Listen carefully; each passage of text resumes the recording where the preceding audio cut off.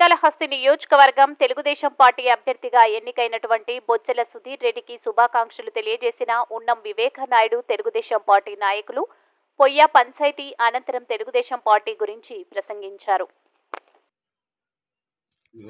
బొజ్జల సుధీర్ రెడ్డి గారికి ఎమ్మెల్యేగా మా పంచాయతీ పొయ్యి పంచాయతీ నుంచి ఎంత మెజార్టీ కావాలో అంత ఇప్పించేదానికి మేము రెడీగా ఉన్నాం. సుధీర్ రెడ్డి గారికి టికెట్ రావడం మాకు చాలా సంతోషంగా ఉంది. చంద్రబాబు నాయుడు ఒక విజన్ నాయకుడు, చేయగలుగుతాడు కానీ ఈ మాదిరిగా వైసీపీ మాదిరిగా పరుంబోకు అయితే కాదు. చంద్రబాబు నాయుడు జనచైతన్య రెండు పార్టీలు కలిసి బంపర్ మెజార్టీగా రావాలని కోరుకుంటున్నాను. సార్, చంద్రబాబు నాయుడు సీఎం అయ్యి బొజ్జల సుధీర్ రెడ్డి ఎమ్మెల్యే అయ్యి